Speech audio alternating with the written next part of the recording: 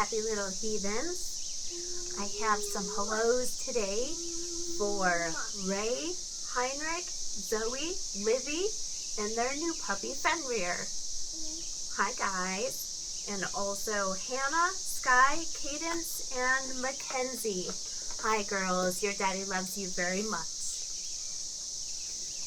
We're going to start out with A Child's Introduction to Norse Mythology by Heather Alexander and illustrated by Meredith Hamilton. And we're going to the beginning.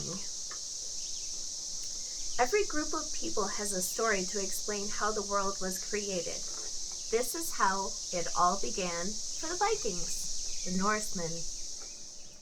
Before there was anything, any people, any animals, any sky, any seas, any noise, there was only fire and ice. To the south was Muspel, the realm of fire. Searing flames burned and sparked, giving off the most intense heat. Nothing could live here. To the north was Niflheim, the realm of ice. Icicles and frost covered the land, holding the gray mist in a deep freeze. Nothing could live here. In between lay a great empty space called Ginnungagap. 11 poisonous rivers of ice snaked through Niflheim and reached across Ginnungagap. As they neared the heat of Muspel, the ice began to melt. Water dripped, and the drips formed Ymir, the first frost giant, and Adumla, a huge cow without horns. The giant and the cow were both bigger than you'd ever dare to imagine. Ymir slept, and as he slept, he sweated. His children were born from his sweat. A male and a female giant came from under his left arm. A six-headed giant came from his legs. From these 3 nasty, ugly giants, other giants were born. Meanwhile, Adumla, the cow, licked a salty block of ice. On the first day, a man's hair emerged from the ice. On the second day, his head came out. On the third day, his full body appeared. His name was Bori. Unlike Ymir's children, he was tall, handsome, and good. Bori was one of the frost giants, and one of the frost giants had a son called Bor.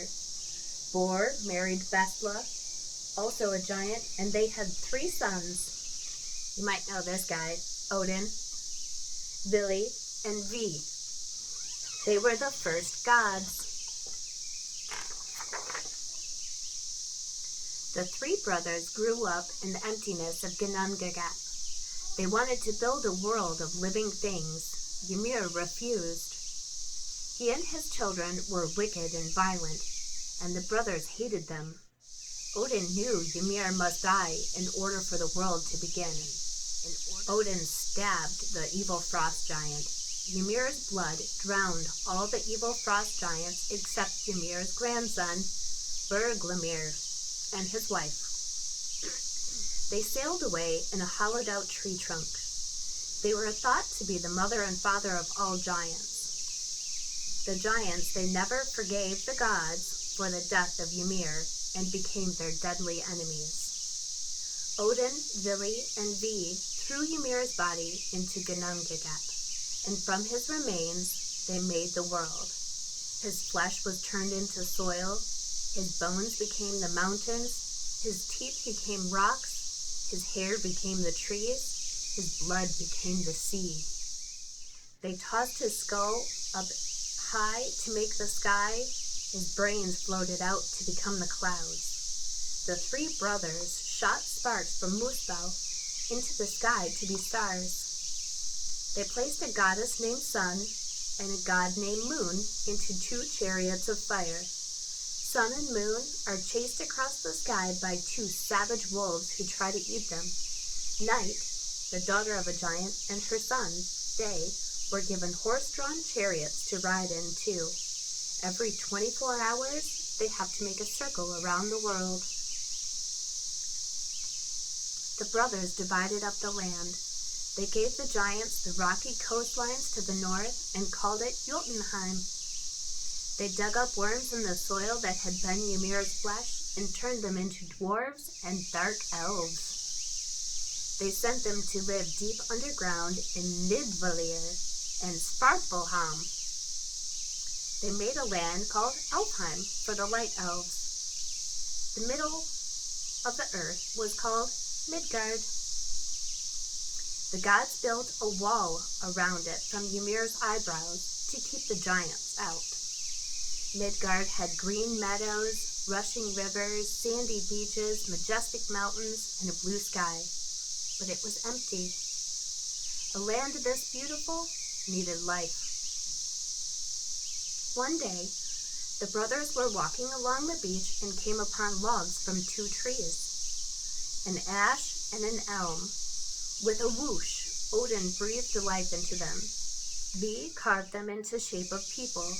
He let them see, hear, and speak. Vili gave them thoughts and feelings. The ash tree became Ask, the first man. The elm tree became Embla, the first woman. Ask and Embla are the mother and father of all humans. Odin and his brothers left the humans to live in Midgard. They crossed the Bifrost, a glittery rainbow bridge, to a world high above the earth called Asgard. The brothers found wives, had children, and soon filled Asgard with gods and goddesses. Finally, everything and everyone was in its place. Within a world of gods, giants, dwarves, and elves, all was not peaceful. There were battles to fight, injustices to avenge, wrongs to right, and tricks to play. Next chapter is the World Tree. That's all for now. Make sure you subscribe, give it a thumbs up, and tap the little bell over there so you know when I make a new video. That's all for now. Good night, sweet dreams.